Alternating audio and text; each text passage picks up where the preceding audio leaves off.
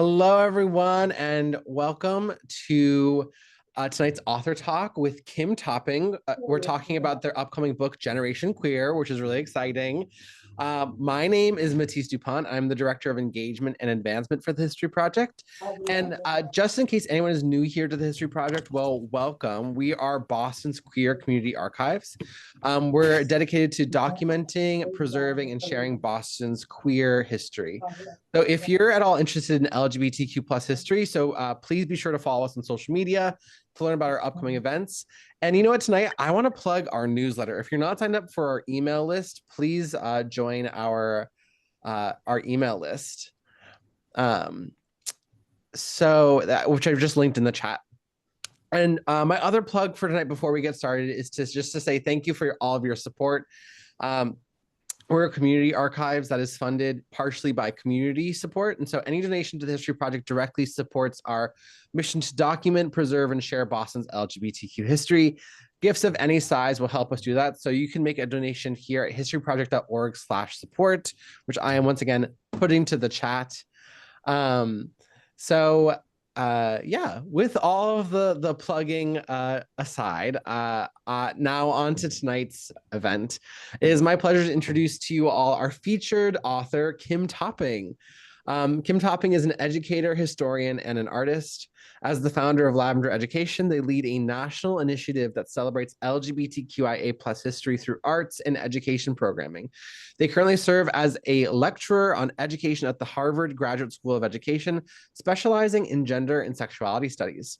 In 2023, the Massachusetts Transgender Political Coalition awarded Kimm the inaugural In-Service Award in recognition of their significant contributions to the transgender community across Massachusetts. Residing in the Boston area, Kimm also leads historical tours highlighting queer and feminist landmarks. Tonight, we're here to talk about Generation Queer, which is Kimm's first full-length book. Generation Queer is a powerful collection of illustrated biographies showcasing a generation of young leaders making history in activism, art, community care, and education. From founding groundbreaking organizations to advocating for transgender representation and inclusion, these youth provide the change that begins with the bold. And this is sort of, an event all about being excited about this book. So I'm putting the link to the Al store where you can pre-order Kimm's book, Generation Queer, that we're about to talk about. So click that link, and while we're listening, you can start processing your orders to get the book. It comes out in May. Without further ado, Kimm, please welcome to the stage and tell us all about your book, Generation Queer. Thank you, Matisse. I appreciate it. And thanks to the History Project, where I did a lot of research for this book. So I'm really grateful to be collaborating with you all on this tonight. And I'm so grateful for everyone that showed up and is sharing part of your evening with us. I'm actually going to jump in and just start with a reading. So to ground us in the vision of the book and the goals for the book, I'm going to read the first couple of pages. So I'll invite you to just kind of listen in for the next few minutes as I read the first 3 pages of the book. What do you envision when you imagine a future in which all young people are thriving, safe, and able to achieve meaningful lives for themselves? Allow yourself to dream for a moment beyond the limitations and barriers of oppression that we face now. Think about what joy and authenticity mean for you and what they look like in practice. Imagine how it would feel to experience classrooms, community centers, and homes in this future. Picture it and arrive there.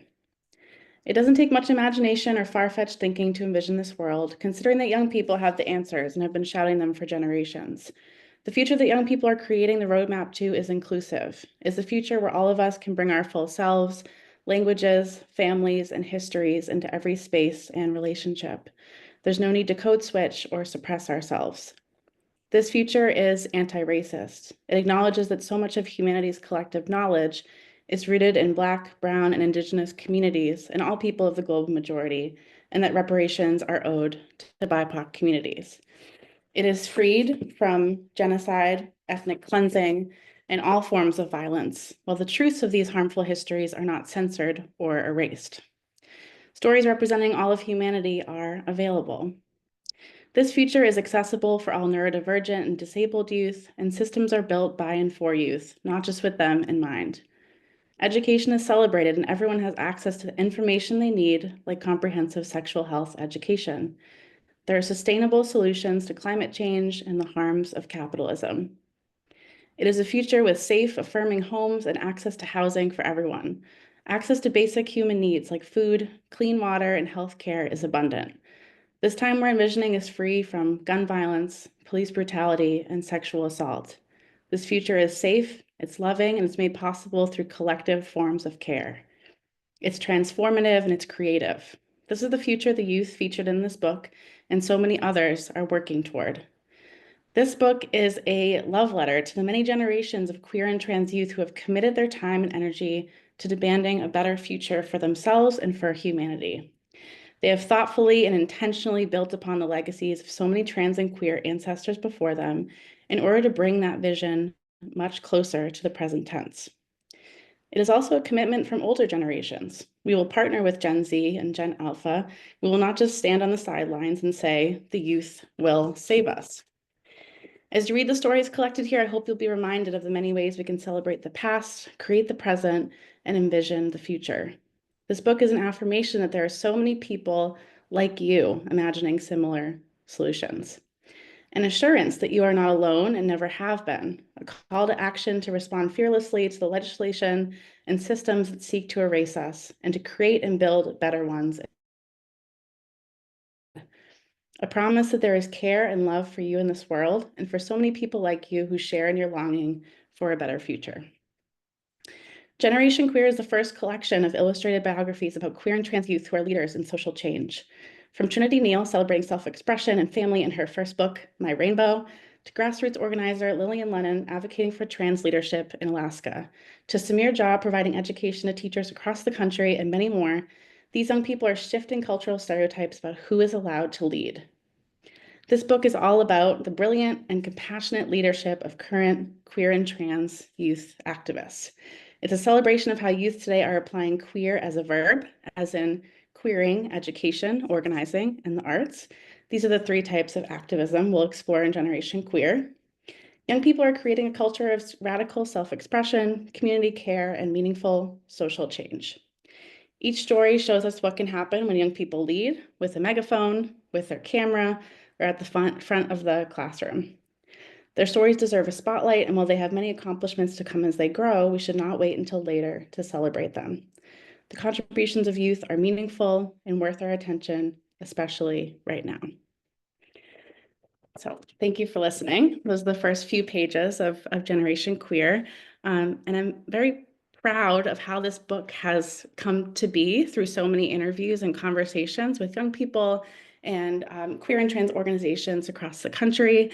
And I'll share a little bit about its origins for me personally. So on the screen right now, if you're able to see it, there's a picture of me in middle school with a very iconic bowl cut. This is like me as a very, very bold, young, queer and trans person. I'm there with one of my close friends who's still a close friend today, who was really there for me and my coming out as a young person in middle school. And I had a very challenging experience around sharing that part of my identity when I was that age, but it also brought me a lot of strength and optimism and hope when I connected with other LGBTQ folks. And I remember in high school, I was feeling like, I haven't learned anything about the LGBTQ community in my entire education. So I tried to put together a project. I think it was my senior year, and I went to the library, tried to find anything I could about the LGBTQ community. And I think I found one sentence about the Stonewall Inn riots in 1969 in a book about the 60s. Just a brief sentence, and it didn't say a whole lot, but that was my first kind of representation that I saw in a book. And it really changed my trajectory and made me feel like, okay, there are other people like me, and I can learn about them, and I can learn this history. And it wasn't until much later that I learned more of the true history, right, of those riots, that people like Marsha P. Johnson and Sylvia Rivera were at the forefront, and that they were actually young people at the time of the riots. Marsha P. Johnson was 23 years old, and Sylvia Rivera was 17 at the time. And I think there's a lot of, yeah, right? I see Matisse's face like, what? 17?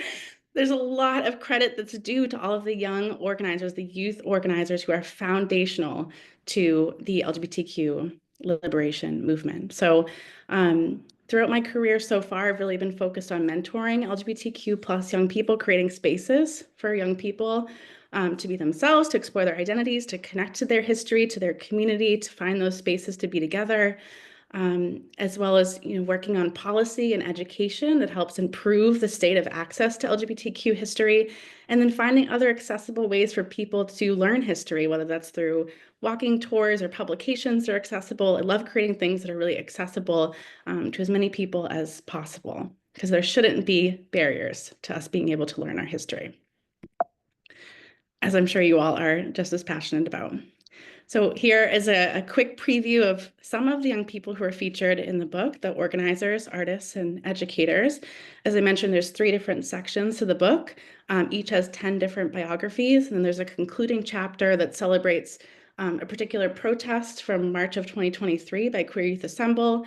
And then there's resources for educators and resources for youth. So it's meant to be a book that celebrates stories and is also an educational guide and a resource for educators, for GSA organizers, anyone who is really passionate about LGBTQ organizing with youth. So we're really lucky to have one of the organizers who's featured in the book here with us tonight, Austin Spooner, who's an incredible local organizer here in Boston. Elle was actually the first person I ever interviewed for this book. So they've been with me through the entire process. I'm so grateful to you, Elle, for all of your support and just being an incredible part of this project. And I'll pass it to you to talk for a few minutes. I'll stop sharing Totally. First of each all, other. thank you so much, Kim, and for the History Project for having me. It's so amazing to be able to be present for such an incredible moment in the journey in Kim publishing their book, and it's just been so exciting and such an honor to be a part of it, and to be featured in a text that highlights so many people who I've admired since I was a little kid. And just I'm just really grateful, and I'm just really grateful for all I learned from Kim all the time. They're the best. So Kim and I met when I was 15, and I was a young trans boy, in high school. That's also when I met Bill. Hi. So Bill's here. Because Kim and I worked with Bill on the Cambridge LGBTQ plus commission, so that was really cool. And so during that time in my life, I was first starting my medical transition. It had been a bit since I started my social transition, and I wanted to have community, and I wanted to have trans friends, and I wanted to have trans adults, and I just wanted to do that. And so the fall of my no, the summer at the end of my freshman year of high school, that was in 2018. And so I somehow stumbled upon Yes on 3, which was the campaign for transgender non-discrimination protections in Massachusetts. And I was like, okay, you know what? Maybe I'll try volunteering. Maybe I'll try. And so I showed up, and there were other trans adults there for the first time. And it was like a really big deal for me. And it was really cool. And I had never seen that before. And when I was phone banking, so it was a phone bank, and so where we would talk to people on the phone, and kind of ask them about how they were feeling about the election coming up, and how they were feeling about what they wanted to vote for, whether they wanted to vote to uphold trans non-discrimination protections or whether they didn't. And we would talk through all of the different kind of hesitations that they had, or kind of like the myths that they were having. And it was something that I felt really comfortable and confident and happy doing, and it felt very fulfilling for me. And so I was asked to take on different leadership roles.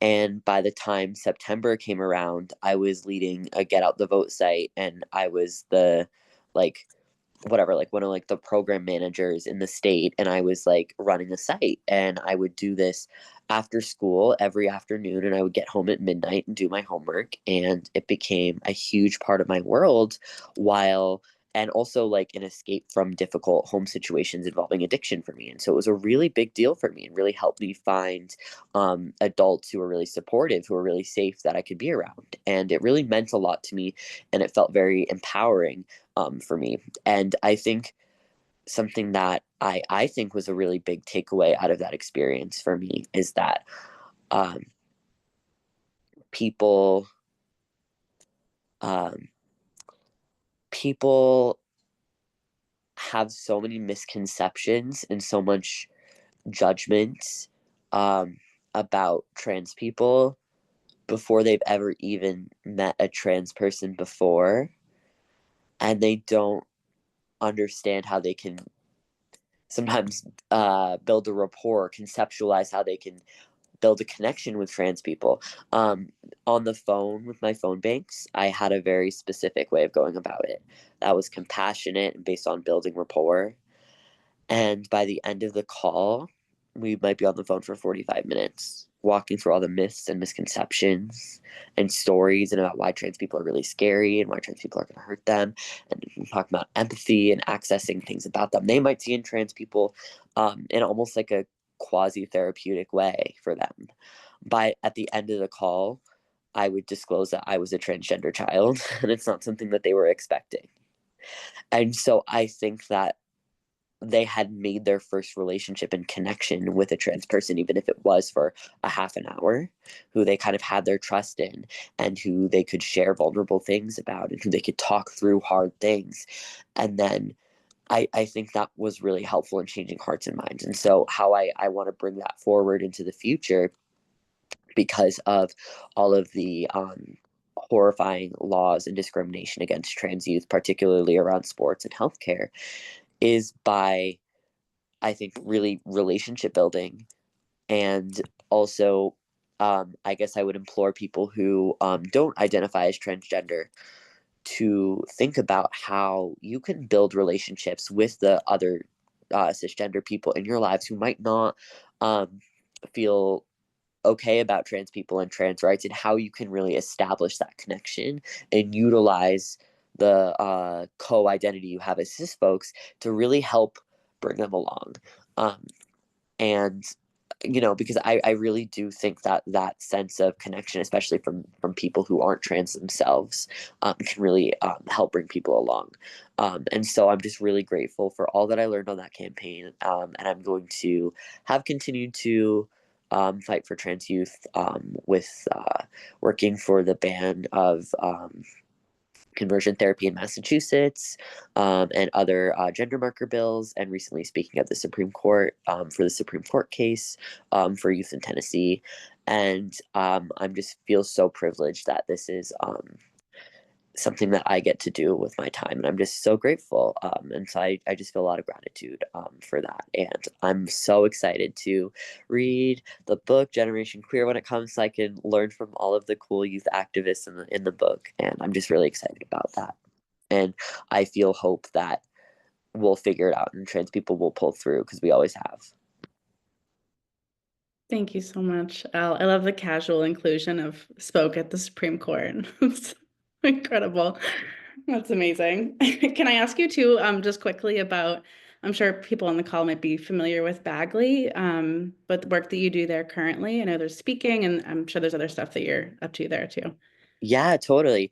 So I think when I was around a junior in high school, I kind of made the pivot in advocacy largely to direct support.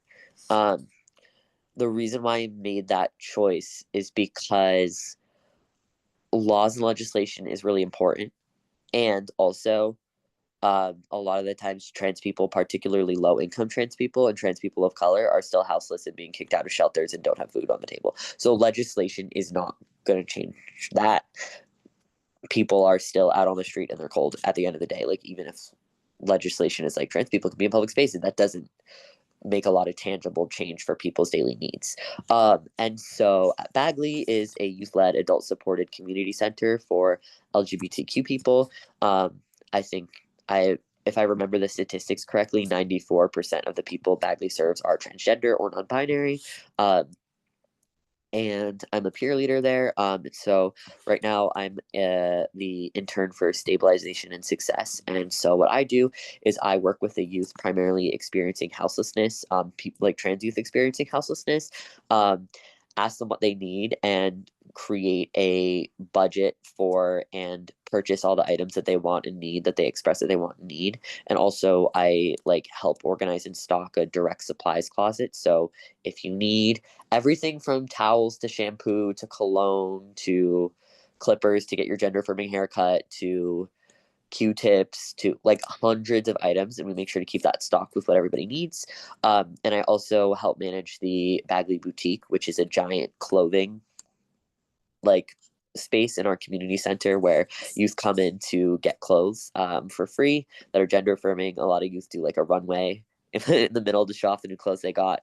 I fit people for free gender affirming wear for binders and gaffs and other supplies, and I help make sure that the companies that we buy from are relevant and what youth are actively using and benefit from. So I do that work. I do public speaking work. I do trainings. Like I'm doing a training next week on how to get your name and gender marker changed, and I try to make it really accessible.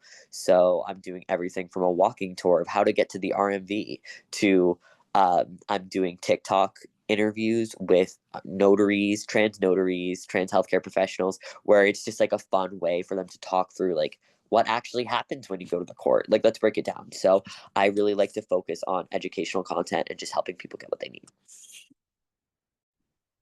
Awesome. Thank you. I can't wait to see those videos. And if you want to share anything in the chat for folks to check out, feel free to do that.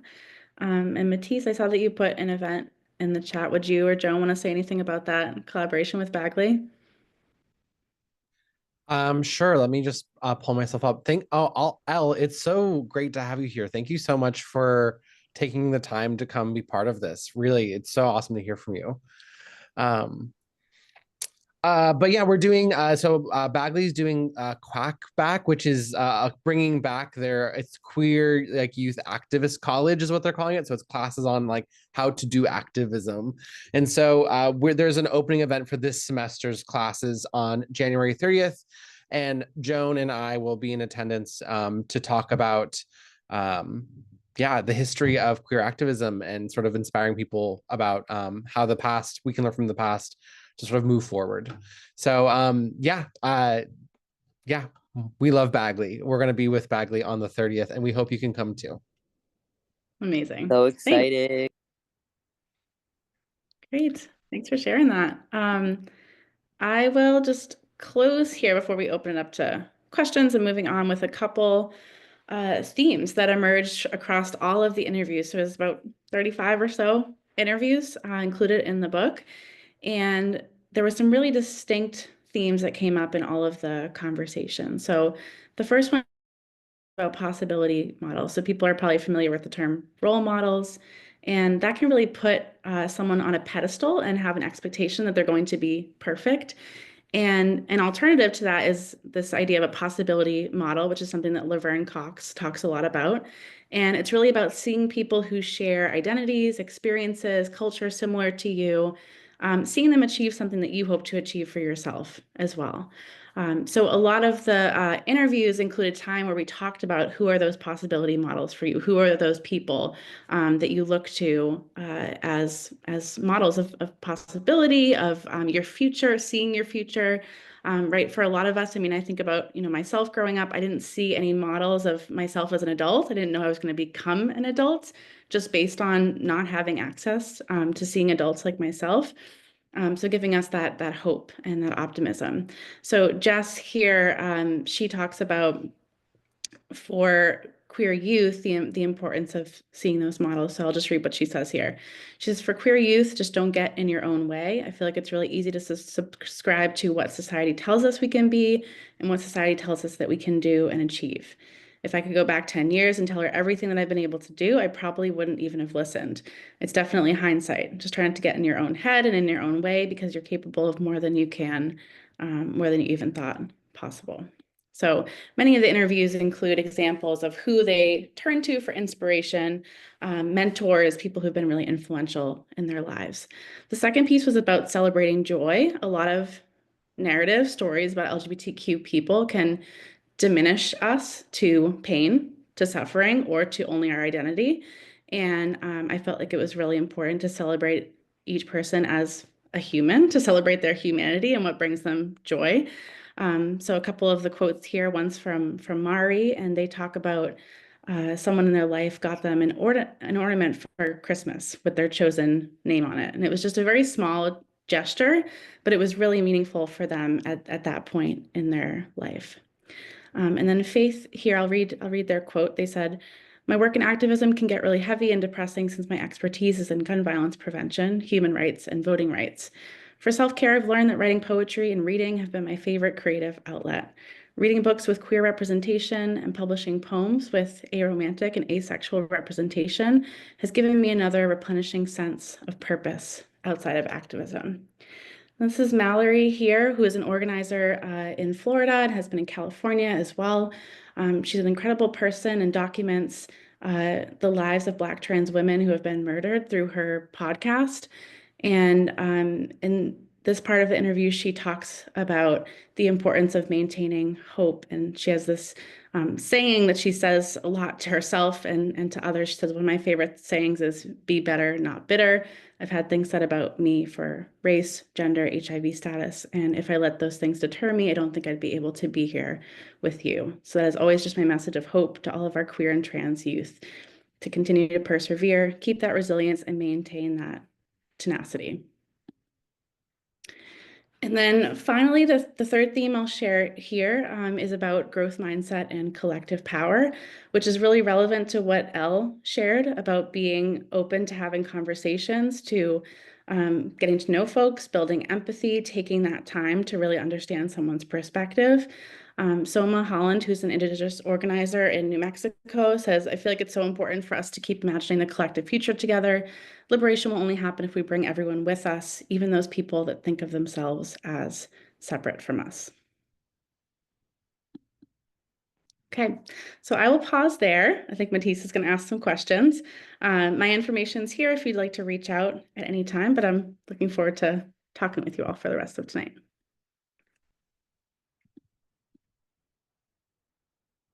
Okay, hi everyone. So I'm just going to ask a few questions of Kimm to sort of do a little bit of an interview moment. Once again, I'm just going to put it out there. Take a second while you're listening, click that link and pre-order the book. It's coming out soon and you want to get yourself a copy, right? So I'm going to ask a few questions, and then in that time, you can, while you're pre-ordering your book, you can also think of some questions that you want to ask.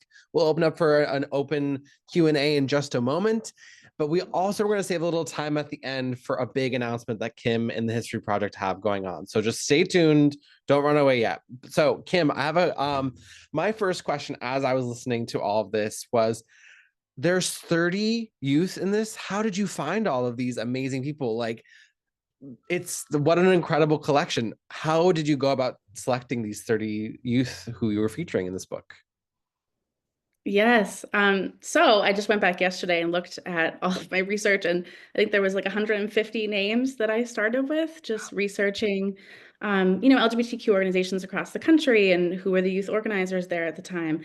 A lot of time on Instagram and just seeing like mutual organizing and connections, recommendations from queer activists. So there were a lot of people to start, and then what really mattered to me in kind of narrowing that down is that this puts a spotlight on people in a particular way, and that can be connected to issues around safety. And so not everyone is okay with that. And so that was a transparent conversation that I had with a lot of folks, and people decided that they weren't okay with that at this particular moment in their life, that they didn't want to be part of this kind of project. So that was really crucial to just the beginning pieces and the interviews and conversations with people early on. And then making sure that there was representation across all forms of identity in the book as well. That really helped to decide who was going to be featured in the book as well. Yeah. One of the things that I'm really impressed by is the illustrations in the book. Can you Yes. tell us about the illustrator that you worked with and what that process was like? Yeah, and Chica is so incredibly talented, and I got so excited when I got the announcement that they were going to be illustrating this. I would definitely encourage you to go check out their Instagram. I can put it in the chat in a second. Very talented and very intentional as well. It wasn't just about like, here are some reference pictures.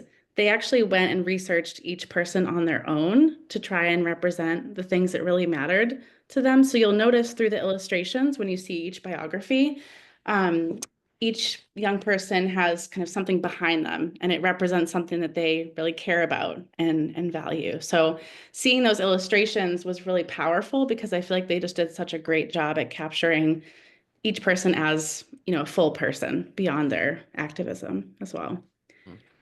And I'll get their Instagram and put Oh it in the yeah. chat.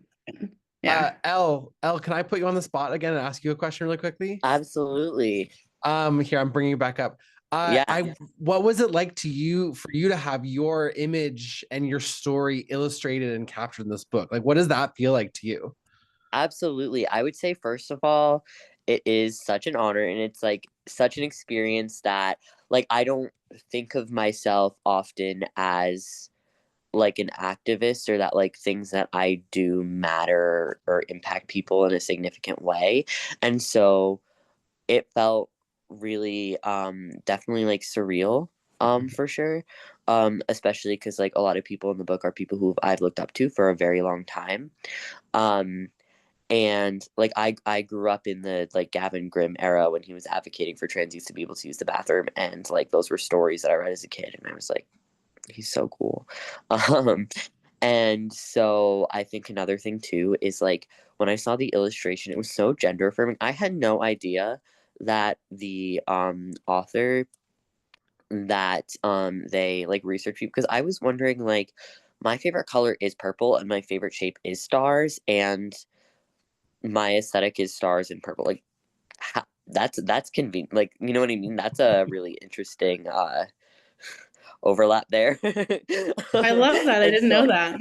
no, no, like literally, and like when I was a kid, people would call me Purple Girl. Like it was just really sweet. So maybe that's just really interesting and really sweet that they were able to do research and like see what people liked. And it was like such a gender affirming image for me, and I looked at it and I just like felt really affirmed by it. And it was also really cool too to have the chapter be about me and Catherine, we were best friends in high school and we did everything together. And there was a lot of like trans coming of age that was happening between both of us in uh, a space that was very adult centric, adult organizing centric, and we were finding ourselves and thinking about crushes and having puberty and whatever. And everyone else was like 35, and it was like a lot. And so I think the fact that the chapter captures kind of that time in our lives is very sentimental. Thank you. Yeah, I just wanted your perspective on the illustrations because they're so beautiful. Um, Kim, I have another question for you, which is, um, like, what was the timeline on this book? When did you start working on this, and how long did it take? Because I'm always so curious about that. Because books I know can really, really start. They can go fast or they can take a long time. Tell me about the process for this particular book. Yeah, it took 5 years, so quite a long time. Yeah. And the pandemic was right at the beginning of it, so that interrupted things quite a bit. So all of the interviews ended up being on Zoom, and then all of the writing kind of followed, and then adjustments and more interviews. So it took quite a while. But working with Lee and Low Books has been really amazing. Just their attention to the editing, and that was a new process for me because I'm a debut author and I'm a youth worker. That's my background. So this was a whole new learning process, and they were really supportive. My agent has been so supportive, in making all of that happen over 5 years. Yeah. I have one more question before I open it up to everyone else. So everyone out there, if you have any questions, start thinking about them. I'm turning to you in a second. You've been warned. Kim, I think that you've done clearly such a great job uplifting all the youth that you're featuring here, and it really is about them. I'm also wondering, how were you able to add yourself to this story? Besides just being a facilitator, where did you add your own views and perspective as someone who was like a queer youth? Mhm. I just want to know more about how you yourself are really in this book besides being the facilitator. Yeah, I talk about it in the introduction chapter, some of the things that I just shared earlier tonight about my experience as a queer and trans young person, as an emo kid, and like seeing emo music and how that was representation for me as a young kid. My experience with family, with educators who were supportive and who were not, and all of that kind of being the inspiration for the work that I do. And I also talk about the importance of, I think, for anyone writing about living people and writing about history, to be very aware of our place in that and our identities and our privileges. So I talk a lot about that in the first chapter as well for framing. That's awesome. Yeah. I also was like one of those kids who came out at 13 and was like organizing protests and things like that. And, here I am still. So I wish I had had this book of my peers when I was this age. You know what I mean? Like that would have been amazing because it was like you. I was like, I found that one line in that one text in that one book. And I was like, well, I've got to start like a GSA. I read about that somewhere on the internet. Let's go. You know what I mean? So I really, when you were talking about that, I really felt you. And I'm really excited this exists. And everyone, click that link and pre-order. Okay, questions, Q&A time. Do you all have questions? If you would like to, you can raise your hand and I'll bring you up and you can ask it yourself. Or if you feel more comfortable asking in the chat, that's also okay too. We'll be monitoring the chat. So either raise your hand and come up or unmute yourself or just ask in the chat.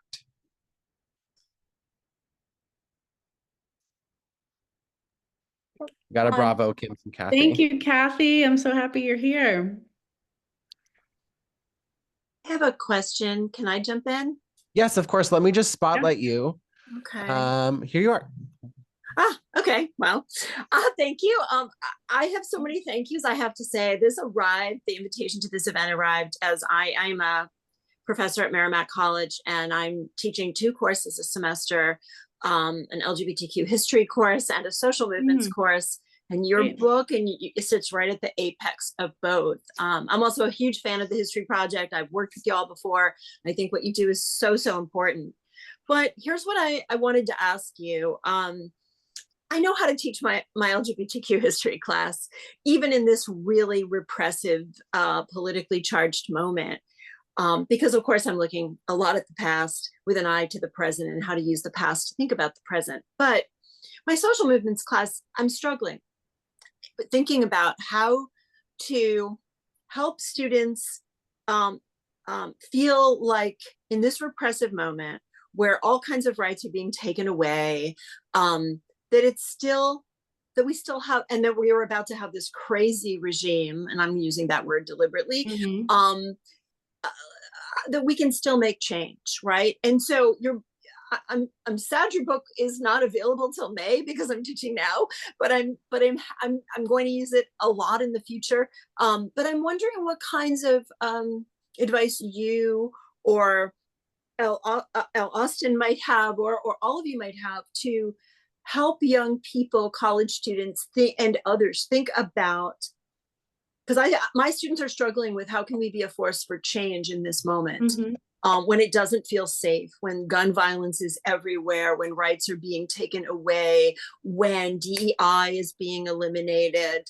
I mean, everywhere you look, there's all this bad news. And then I hear these joyful stories in your book. And this is the message I want to impart to my students, which is even in the worst of times, it is everyday people who make things better and who fight for a better world. But I just would love to hear all of your thoughts on that, on how to answer this question. Students keep asking me, how can I be an activist and be safe in a world where it's becoming increasingly dangerous again to be who I am? Thanks, Deborah. I'm so glad your students have you as a support and as a resource. And it's real. Those are all very valid feelings, and it's okay for us to explore those and to be angry. That's part of it. And I think that was a major intention of the book too, is to have stories that are not just hopeful, but are really to see those examples of effective organizing, and that it's incremental, it's over time, it requires us collaborating with other people. It's challenging for sure. So to be able to see those examples of what's currently happening right now in this moment and connecting it to the history, like you said, as well. So I think also making sure that we are not limited in our perspective of what an activist or an organizer is. Almost all of the young people in this book said I wouldn't call myself an activist. They said, I'm just doing what is right in this moment, or I'm defending myself, or I'm defending my peers. I don't need a title. This is just what I believe to be right in this moment. And so that's what I'm doing. And a lot of them felt really strongly about that it doesn't need to be a title, or you don't have to have any kind of qualification, that you can, simply get together with your neighbors and make sure people are being fed. Right? Like if you're an artist, you can support a nonprofit, with maybe something that they're creating. There's so many ways to just build on their strengths. So I think I would start with that, is really looking at their strengths, and what they can contribute, and not making it, uh, having them have to expand to other things that they're not really comfortable with or feel safe with, but that they can reasonably contribute to. And I totally hear you. And that's been my experience with queer and trans youth over the years too, this kind of spectrum of feeling like totally hopeless, and then young people who are constantly acting and also getting burnt out from doing that as well. So finding some balance between that, and then them being able to support each other through that, and for us as adults to be there through that too, and to listen and to hear all of those very real feelings of anger and frustration. And Al, and of course anyone else, if you want to add, please do. Yeah, I just wanted to echo what you were saying, Kim, about the idea that advocacy and contributions is not always, not mostly, just like people who are visible from the front. I think that visibility is a huge privilege. I am a light-skinned transmasculine person. I'm not racialized as Black. And so my light skin status as a mixed person, and my transmasculine status as someone who's masculine and benefits from male privilege, my often cis passing status, grants me protection. It's not transmasculine people, and it's not light skinned transmasculine people who are dying due to, they're not the ones being murdered. It's Black trans women, it's trans feminine people of color. And so I think when I think of activism, I think of how can we use our bodies and our positionality in the most effective way that we can at that moment. And so I think we all have differing levels of access to safety, or lack of access to safety. Are you live in a supportive family? Are you racialized? Are you cis passing? Are you trans passing? Do you have access to medical care? Like, whatever your situation is. I think giving somebody a gender affirming haircut or passing down old clothes to a friend is as impactful as speaking at a rally, because at the end of the day, giving somebody a chance and making somebody feel loved is saving a life.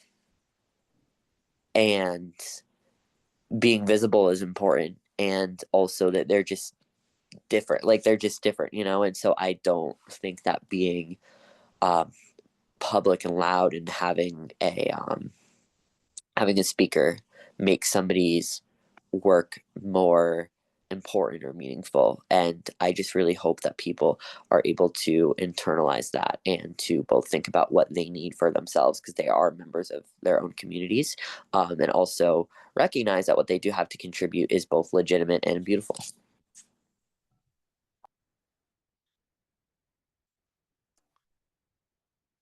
Thanks, Alf, for your contribution there too. Does anyone else have any other questions for Kim about the book?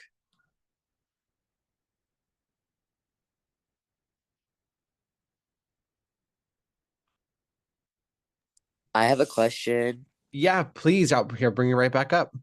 Okay, I was wondering what surprised you about the book writing process. Like, when you were going into it, what you weren't, like, what you know now, or what you didn't know when you first started to write the book, about what your experience would be. So much. I mean, just it's interesting. Like, the publishing industry to me felt like this very gate kept, kind of secretive. Like, I don't know where to start, and as I said, I was coming from the perspective of like a youth activist and educator. So then learning to do all that side of things was very confusing at first. I'm really grateful for anyone that offered advice and helped learn all of those parts of it. But I think what was most surprising and meaningful was the process of leading all of these interviews. And I mean, the challenging questions that young people asked me too while I was doing the interviews, about what was my intention with the book? Why was I doing this? Especially as a white queer activist, why was it my role to be writing this kind of book? Those questions really pushed me, and I'm very grateful for them. And then I think again, those kind of subtle language shifts were really meaningful. Like so many people saying, I'm not an activist. I don't want that title. I don't want to be called that. And making sure that that was very visible and understood in the book. This wasn't about seeing people as, again, those role models that are completely perfect, right? That we're people with full stories and lots of challenges in our own life, right? So humanizing folks as well. So yeah, I think the pushback, the interesting conversations that I had with young people, that was really the most amazing part of the process. And I'm so grateful for that. And hopefully all that's to come, like talking about the book and receiving feedback and being able to hear again from all the people who are featured in the book about what they value now. This is again 4 years ago, some of these interviews. So much has changed in that time. Okay, I've got one more person raising their hand. Bill, I'm going to bring you on up to ask your question.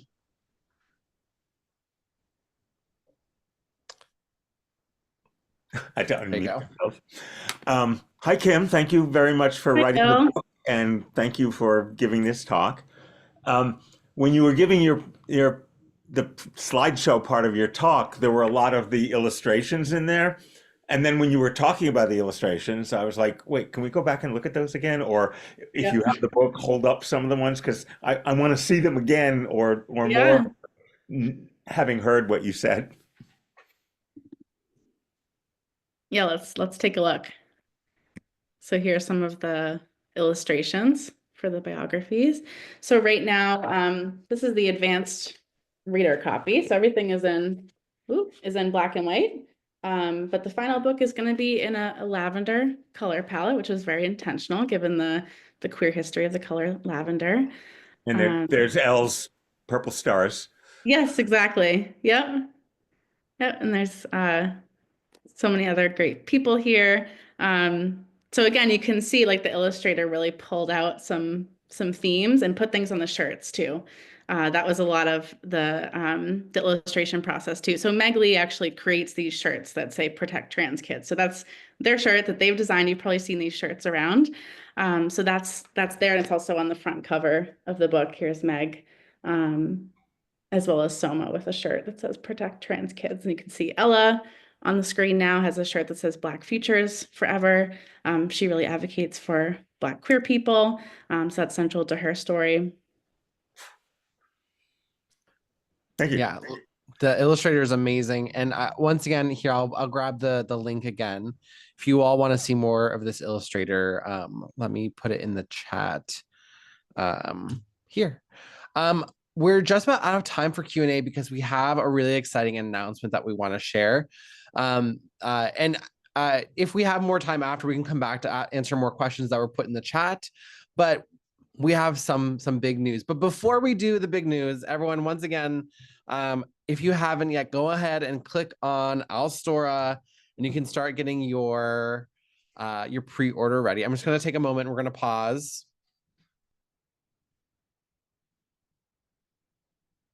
Click that link. Get that pre-order going, fill out the order form if you need to.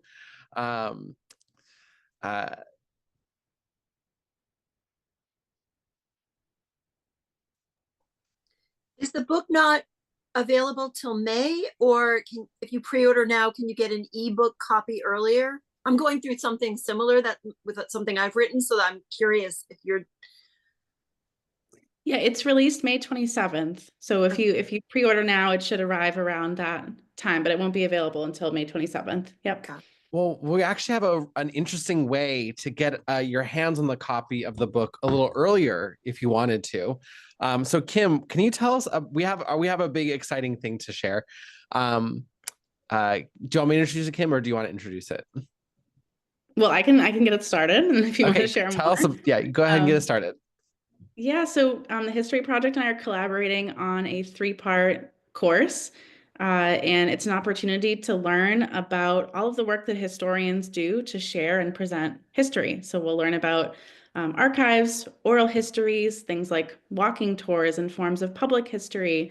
So there's 2 Zoom sessions, and there's one session we'll actually be in the archives at the History Project to see them. And the course is very interactive. We'll have kind of like scavenger hunts so you can learn about different types of organizations, history, all that fun stuff.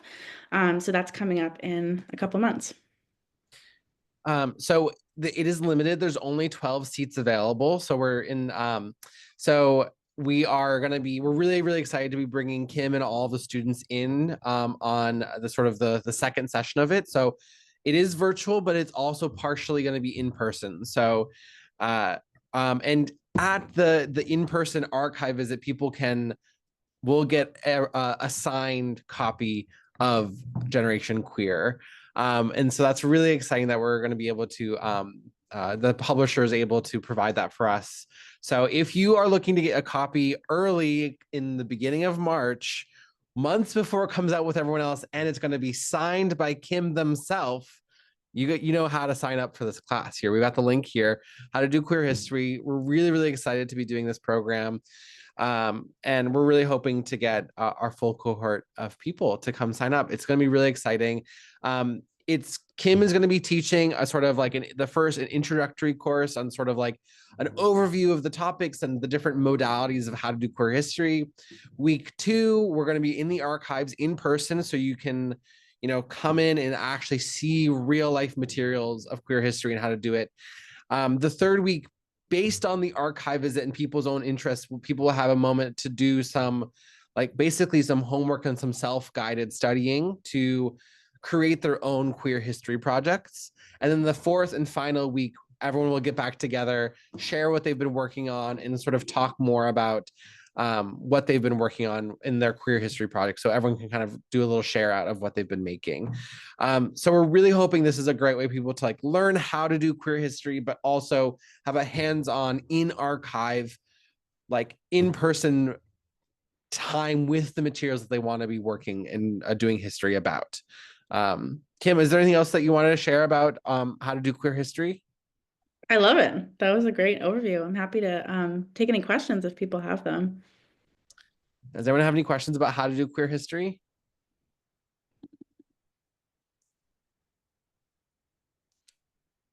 I mean, the course or in general? Okay, and we'll be announcing this officially tomorrow. So all of the 20 folks here are the first people who get access to this. So it's going public tomorrow. So if you would like to sign up for how to do queer history before everyone else gets their hands on it, now's the time. Awesome. How do we sign up? Oh, wait, is it? Oh, wait. Oh, I see the link. There we go. Excited.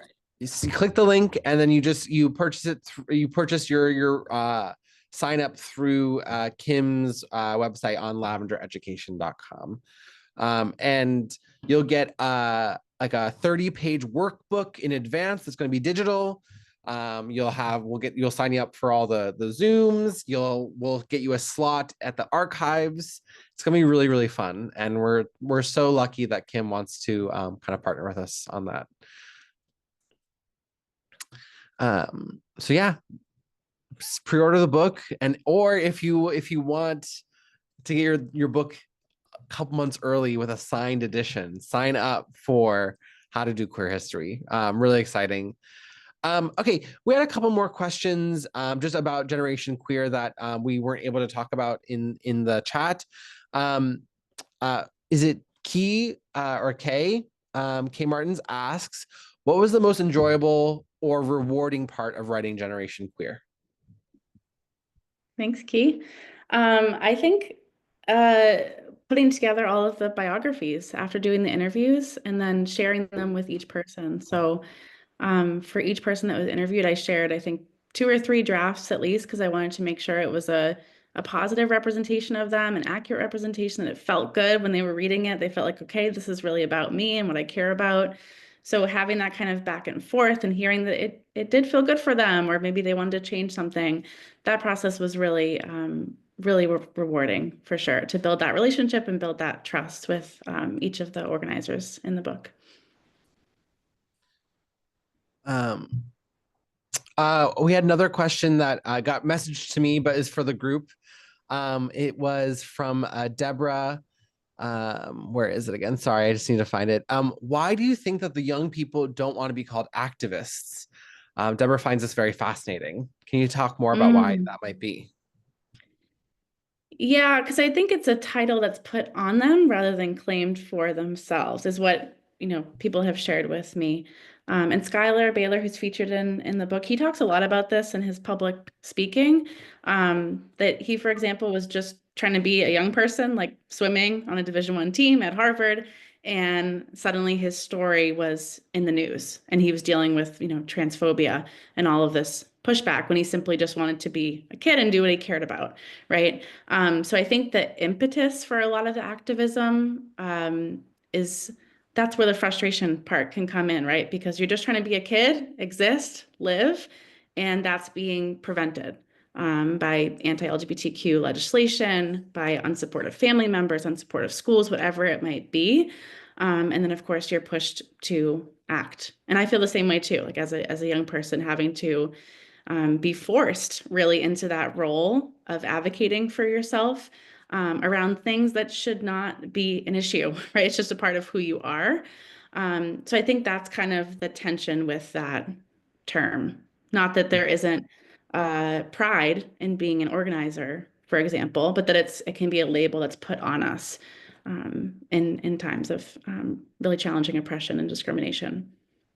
I also think there can be a culture of perfectionism on people who claim Right. activism. Like if you claim to Yeah. be an activist, a lot of people expect perfection sometimes, and Mhm. I think that also can prevent people from wanting to claim activists, even if they are actively doing activism. Because yeah, I think that it's a really interesting phenomenon. Okay, well, everyone, if we don't have any other questions, once again, I just want to say thank you all for being here. This is really an amazing and exciting book. Everyone pre-order Generation Queer. Sign up for How to Do Queer History. We're really excited to do this partnership with Kimm and Lavender Education. So go ahead, sign up for those, pre-order your book. And Kimm, thank you again so much for being here. Elle, thank you again for being here too. And thanks everyone for being here with the History Project. Thank you all so Thank you much. all It was so so much. great to meet you. Have a great night, everyone. Thanks so much.